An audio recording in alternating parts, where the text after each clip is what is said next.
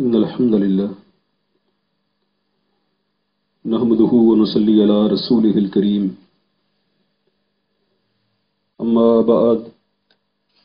فأعوذ بالله السميع العليم من الشيطان الرجيم بسم الله الرحمن الرحيم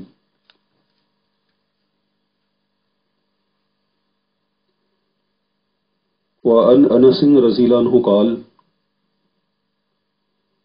سیدنا انس رضی اللہ عنہ سے روایت ہے، انہوں نے کہا قال رسول اللہ صلی اللہ علیہ وسلم، رسول اللہ صلی اللہ علیہ وسلم نے ارشاد فرمایا، من کف غضبہ، جو شخص اپنے غصے کو روک لے، کف اللہ عنہ عذابہ، اللہ تعالیٰ اس سے اپنے عذاب کو روک لیں گے۔ اخرجہ طبرانی فی الاوسط، اس کو طبرانی نے اوسط میں نقل کیا ہے۔ وَلَهُ شَاهِدٌ مِّنْ حدیث ابن عمر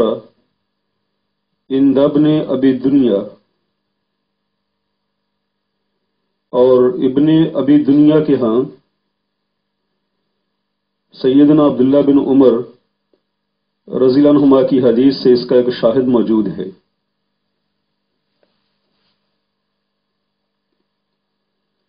ان انس رضی اللہ عنہ قال، سیدنا انس رضی اللہ عنہ سے روایت ہے، انہوں نے کہا قال رسول اللہ صلی اللہ علیہ وسلم، رسول اللہ صلی اللہ علیہ وسلم نے ارشاد فرمایا، من کف غضبہ، جو اپنے غصے کو روک لے، کف اللہ عنہ عذابہ، اللہ اس سے اپنے عذاب کو روک لیں گے۔ اخرجہ طبرانی فی الاوسط، اسے طبرانی نے اوسط میں نقل کیا ہے۔ وَلَهُ شَاهِدٌ، اور اس کا ایک شاہد ہے، من حدیث ابن عمر رضی اللہ عنہ، سیدنا عبداللہ بن عمر رضی اللہ عنہ کی حدیث سے، عند ابن ابی دنیا، ابن ابی دنیا کے ہاں، اور اس کا ایک شاہد حضرت عبداللہ بن عمر رضی اللہ عنہ سے مروی ہے، جسے ابن ابی دنیا نے روایت کیا ہے۔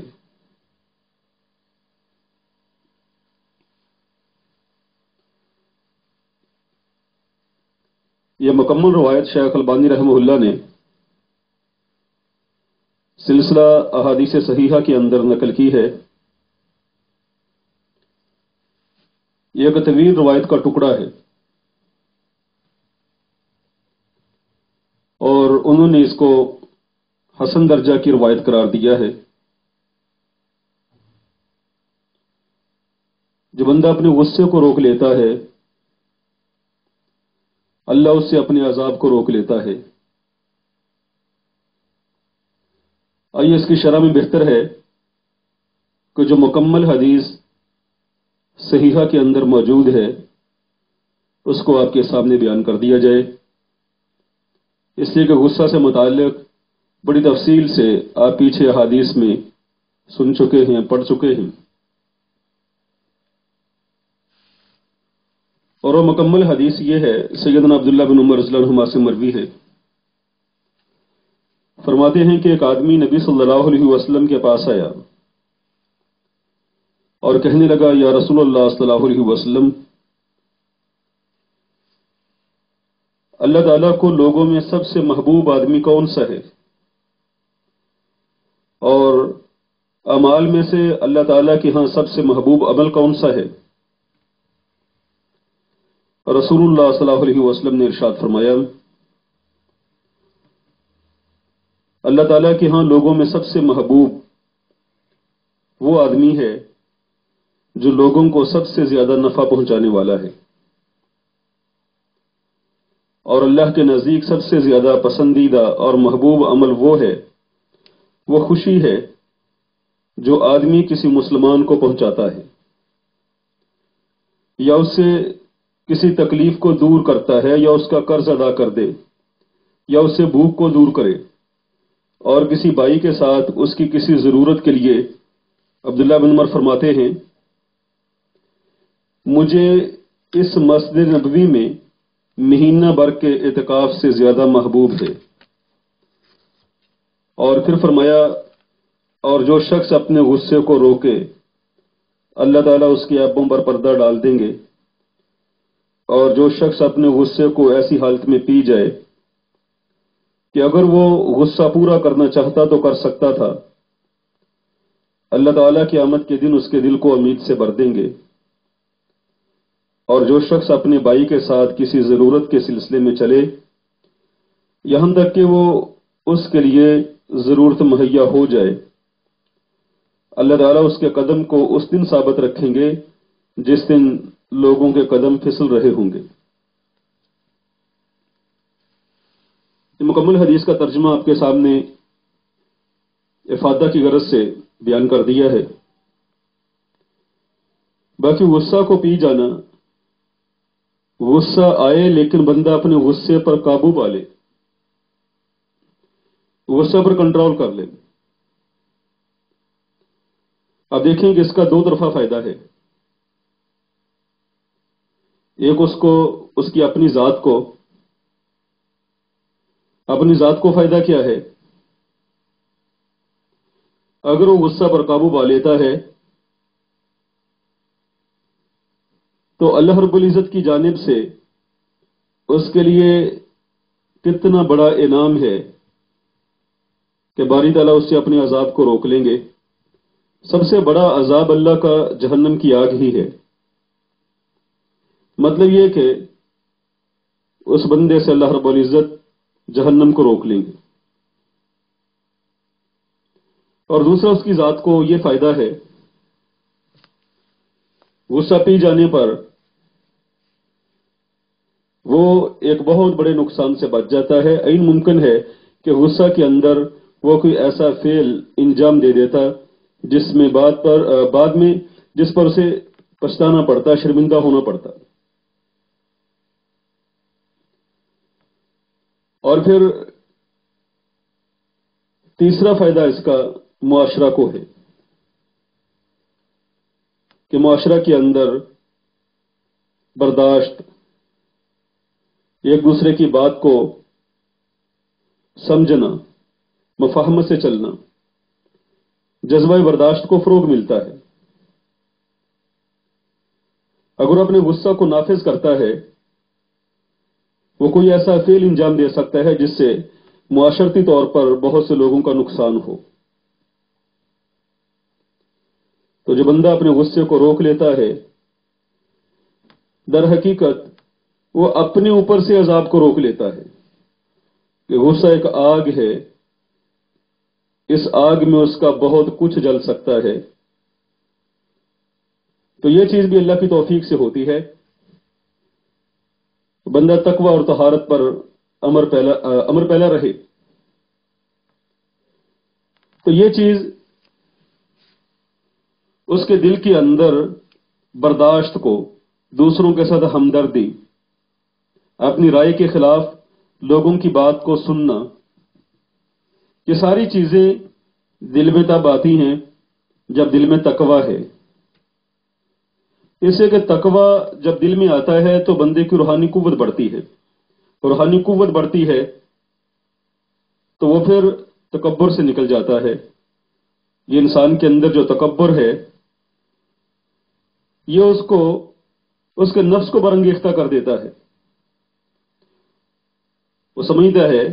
کہ میری رائے کے خلاف تو ہو ہی نہیں سکتا۔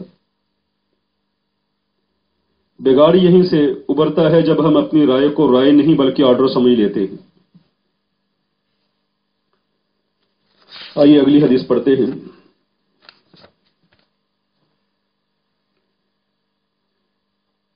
وعن ابی بکر الصدیق رضی اللہ عنہ قال، سیدنا ابو بکر صدیق رضی اللہ عنہ سے روایت ہے انہوں نے کہا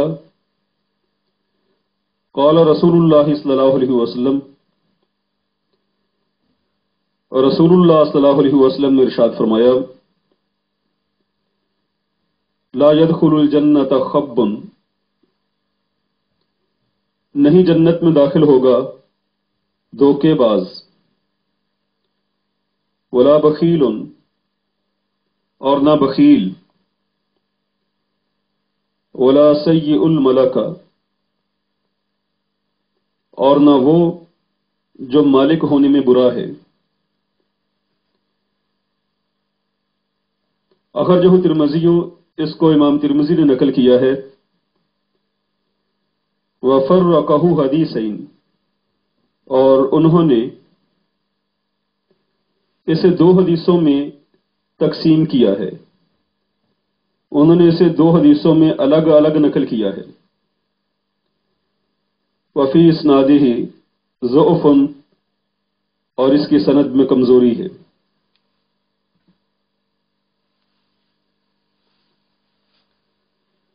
وعن ابی بکر صدیق رضی اللہ عنہ قال، سیدنا ابو بکر صدیق رضی اللہ عنہ سے روایت ہے، انہوں نے کہا قال رسول اللہ صلی اللہ علیہ وسلم، رسول اللہ صلی اللہ علیہ وسلم نے ارشاد فرمایا لا يدخل الجنت خب ولا بخیل، جنت میں داخل نہیں ہوگا دھوکے باز اور نہ بخیل آدمی، ولا سیء الملکہ، ولا سیء الملکۃ، اور نہ ہی وہ جو برا ہے مالک ہونے میں۔ اخرجہ ترمذی، امام ترمذی نے اس کو نقل کیا ہے، وفرقہ حدیثین، اور دو الگ الگ حدیثوں میں اس کو بیان کیا ہے، وفی اسنادہ ضعف، اور اس کی اسناد میں کمزوری ہے۔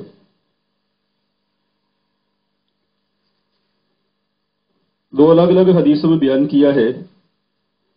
یعنی ایک حدیث تو یہ ہے لا يدخل الجنت خب ولا منان ولا بخیل، اور دوسری حدیث ہے لا يدخل الجنت سیء الملکۃ۔ امام ترمذی رحمہ اللہ نے ان دو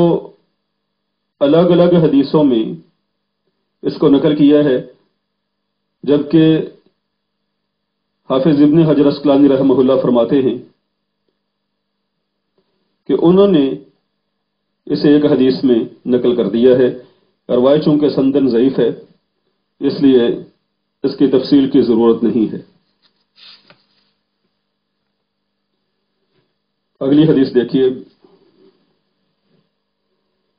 وعن ابن عباس رضی اللہ عنہما قال، سیدنا عبداللہ بن عباس رضی اللہ عنہما سے روایت ہے، انہوں نے کہا قال رسول اللہ صلی اللہ علیہ وسلم،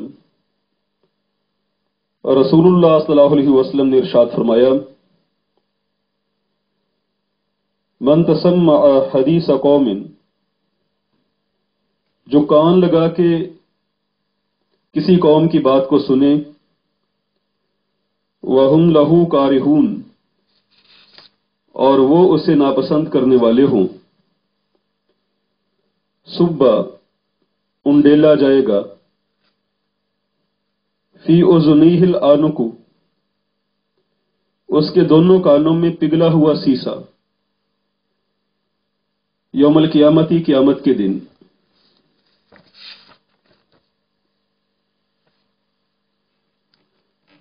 سیدنا عبداللہ بن عباس رضی اللہ عنہما سے روایت ہے، انہوں نے کہا کہ رسول اللہ صلی اللہ علیہ وسلم نے ارشاد فرمایا من تسمع حدیث قوم، جو کسی قوم کی یا لوگوں کی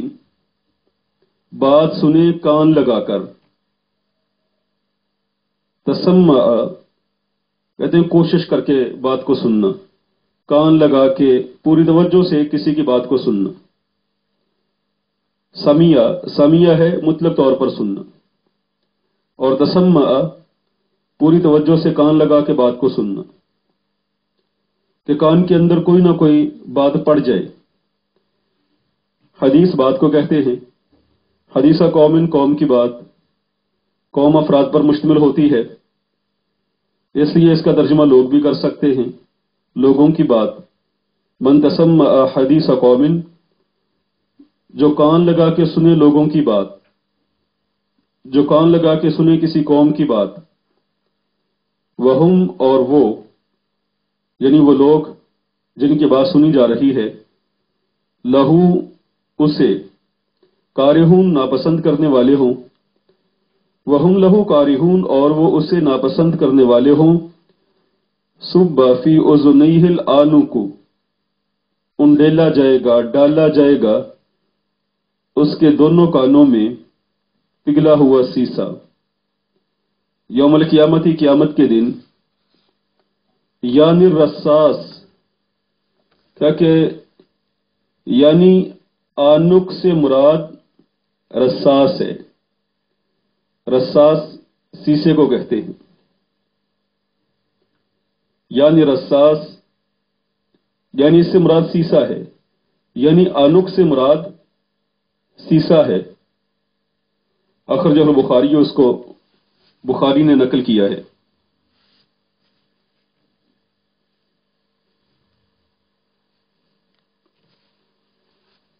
اس حدیث مبارک میں کان لگا کے بات سننے پر بڑی شدید وعید بیان کی گئی ہے، اس لیے کہ جو بات کچھ افراد آپس تک رکھنا چاہتے ہیں وہ ایک طرح سے ذاتی بات ہے، یا دو آدمی یا کسی گھر والے ایک بات آپس تک رکھنا چاہتے ہیں، دوسروں کو پتہ نہ چلے، یہ ان کی ذاتی بات ہے، اور دوسرے آدمی کا کسی کی ذاتی زندگی میں دخل دینا شرعی طور پر بھی ناپسندیدہ ہے، اور معاشرتی طور پر بھی صرف ناپسندیدہ ہی نہیں ہے بلکہ ایسا کرنا حرام ہے، اس لیے کہ اس حدیث مبارک کے اندر جو اتنی سخت وعید ہے کہ سزا کے طور پر اس کے کانوں میں پگھلا ہوا سیسا انڈیل دیا جائے گا، یہ کسی بڑے گناہ پر ہی ہو سکتا ہے، کسی حرام کام پر ہی ایسی سخت وعید ہو سکتی ہے۔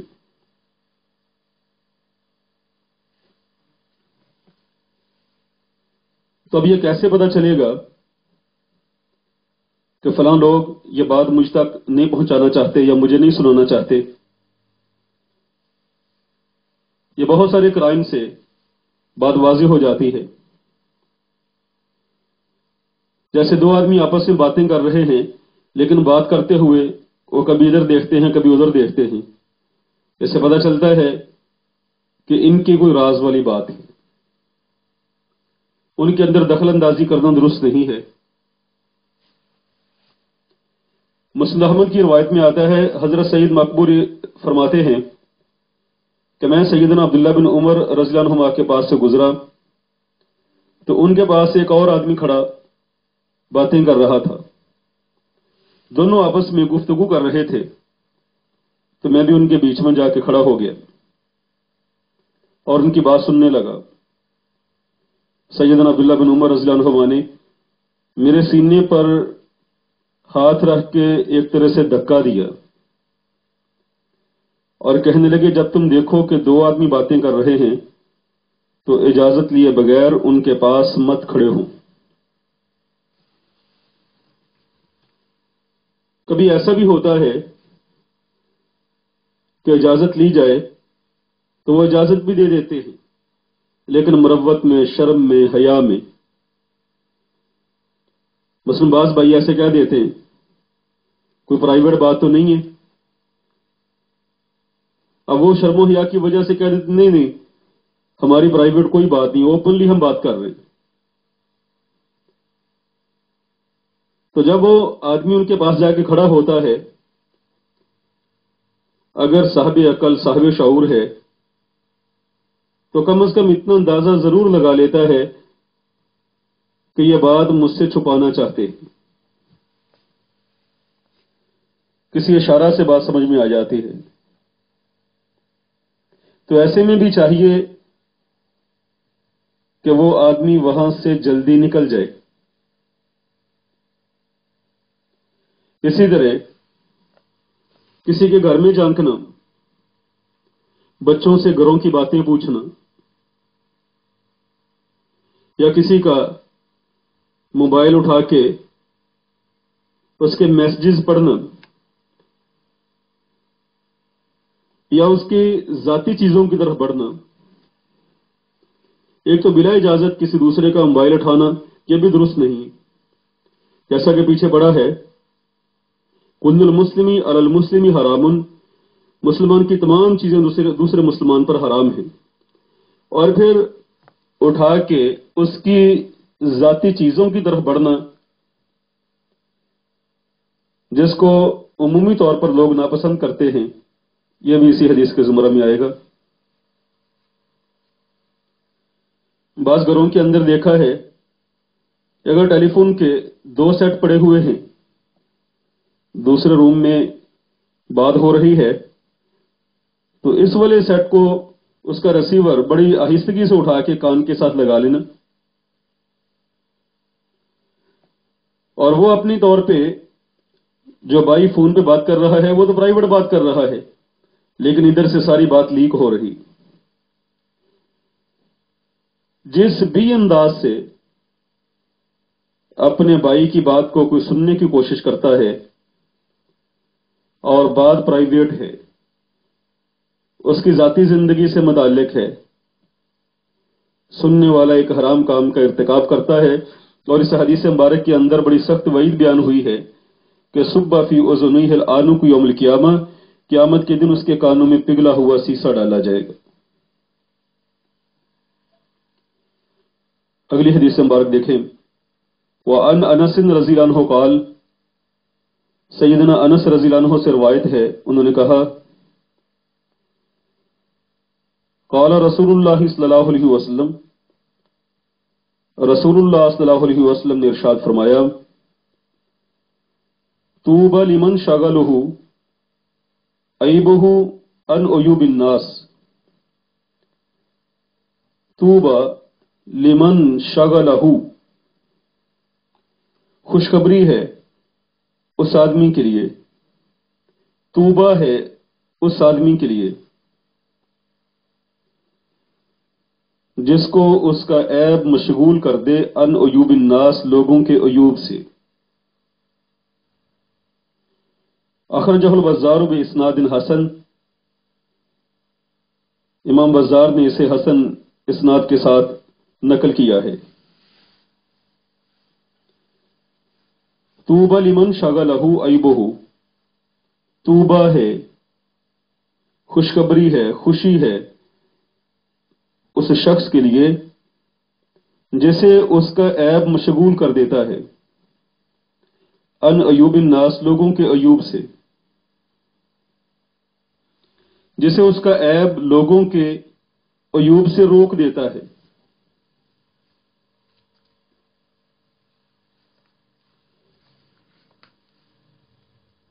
یہ روایت سندن ضعیف ہے، لیکن اس کا ترجمہ کرتے ہوئے طوبہ کا معنی میں نے کیا خوشخبری، اور ایک دفعہ اس کا ترجمہ کیا طوبہ ہے. طوبہ کا معنی خوشخبری بھی کیا جاتا ہے، اور چونکہ یہ طیبن سے ماخوذ ہے نا، اس کا معنی خوشخبری، پاکیزگی وغیرہ ہے. اور اس کا معنی طوبہ بھی کیا جا سکتا ہے، کیوں کہ جنت کے اندر ایک درخت ہے طوبہ، جیسا کہ حدیث مبارک میں آتا ہے، طوبى شجرۃ فی الجنہ مسیرۃ مئۃ عام ثیاب اہل الجنۃ تخرج من اکمامها. طوبہ جنت میں ایک درخت ہے جس کا فاصلہ 100 سال ہے، اہل جنت کے کپڑے اس کے غلافوں سے نکلتے ہیں. تو یہ ترجمہ بھی ہو سکتا ہے کہ اس شخص کے لیے طوبہ ہے، یعنی طوبہ نامی درخت ہے، اس آدمی کے لیے جنت ہے. یہ روایت سندن ضعیف ہے، اس کی تفصیل میں جانے کی ضرورت نہیں. لیکن ایسا آدمی قابل تعریف اور قابل محمود ہے جو لوگوں کے عیوب تلاش کرنے کی بجائے اپنے عیوب کی طرف توجہ کر کے ان کو دور کرنے کی کوشش کرتا ہے، جو اپنے عیوب کو دور کرنے میں مشغول ہو جاتا ہے۔ لیکن عموماً ایسا ہوتا نہیں۔ ہم میں سے ہر بندہ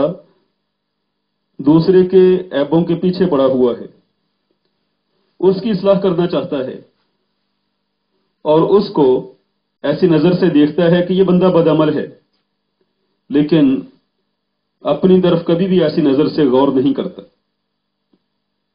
اپنے عیوب کو دور کرنے کی کبھی کوشش نہیں کرتا ہے۔ تو یقیناً وہ آدمی جسے اس کے اپنے عیوب مشغول کر دیتے ہیں لوگوں کے عیوب سے، اس کی توجہ ہی نہیں رہتی لوگوں کے عیوب کی طرف، وہ اپنے عیب جو ہیں ان کو درست کرنے کی کوشش کرتا ہے۔ جیسا کہ پیچھے حدیث مبارک گزری ہے، من ستر مسلمن سترہ اللہ فی الدنیا والآخرہ، جو آدمی کسی مسلمان کی پردہ پوشی کرتا ہے، اس کے عیبوں پر پردہ ڈالتا ہے، اللہ رب العزت قیامت والے دن اور دنیا میں اس کے اپنے عیبوں پر پردہ ڈال دیں گے، اس کے عیبوں کو چھپائے رکھیں گے۔ اس سے اگلی حدیث دیکھیں، وعن ابن عمر رضی اللہ عنہما قال، سیدنا عبداللہ بن عمر رضی اللہ عنہما سے روایت ہے، انہوں نے کہا، قال رسول اللہ صلی اللہ علیہ وسلم، رسول اللہ صلی اللہ علیہ وسلم نے ارشاد فرمایا، من تعاظم فی نفسہ، جو اپنے آپ میں بڑا بنا، واختال فی مشیتہ،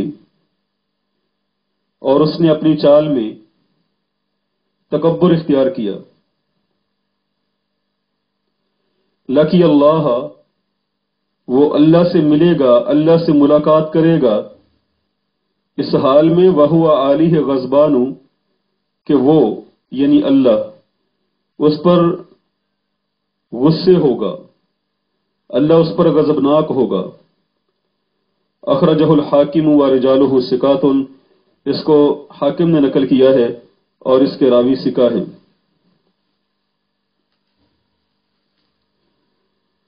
سیدنا عبداللہ بن عمر رضی اللہ عنہما سے روایت ہے، انہوں نے کہا، قال رسول اللہ صلی اللہ علیہ وسلم، رسول اللہ صلی اللہ علیہ وسلم نے ارشاد فرمایا، من تعاظم فی نفسہ، جو بڑا سمجھے خود کو اپنے آپ میں، اپنے نفس میں، جو اپنے آپ کو بڑا سمجھے، واختال فی مشیتہ، اور تکبر اختیار کرے اپنی چال میں، یعنی اپنی چال میں اکڑ کر چلے، لقی اللہ وہو علیہ غضبان، وہ اللہ سے ملاقات کرے گا اس حال میں کہ وہ اس پر یعنی اللہ اس پر غصے ہوں گے۔ اخرجہ الحاکم، اس کو حاکم نے نقل کیا ہے، ورجالہ ثقات، اور اس کے رجال اس کے راوی ثقہ ہیں۔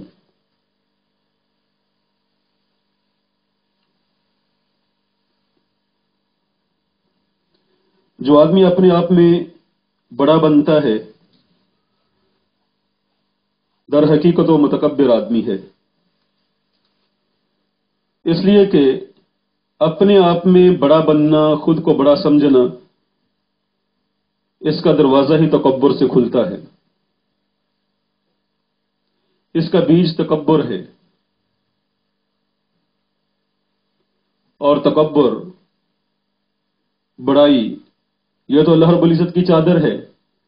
جیسا کہ حدیث مبارک میں آتا ہے، آپ علیہ السلام نے فرمایا کہ تکبر اللہ کی چادر ہے، تو اللہ فرماتے ہیں جو مجھ سے میری چادر کو چھیننے کی کوشش کرے گا میں اس کو رسوا کر دوں گا۔ ایک حدیث مبارک میں آتا ہے، جامع ترمذی کی روایت ہے، رسول اللہ صلی اللہ علیہ وسلم نے فرمایا، یحشر المتکبرون یوم القیامت امثال الذر فی صور الرجال،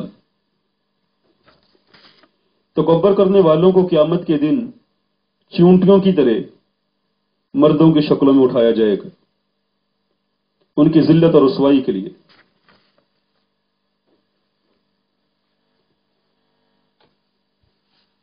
ایک تو اللہ رب العزت ان پر غصے ہوں گے جو قیامت والے دن اللہ رب العزت کے غضب کا شکار ہو گیا، اس کے لیے جنت کا راستہ کھوٹا ہو گیا، وہ جنت میں نہیں جا سکے گا۔ اور یہاں ذکر بھی قیامت کا ہی ہو رہا ہے، وہ اللہ سے اس حال میں ملاقات کرے گا، یعنی مرنے کے بعد جب اللہ سے ملاقات ہوگی، وَهُوَ عَلَيْهِ غَضْبَانٌ، اللہ رب العزت اس پر غصے ہوں گے۔ تو تکبر، اکڑ کر چلنا، چال میں تکبر اختیار کرنا اور اپنے انداز میں تکبر اختیار کرنا، اپنے رہن سہن میں تکبر اختیار کرنا تمام اعتبارات سے درست امر نہیں ہے۔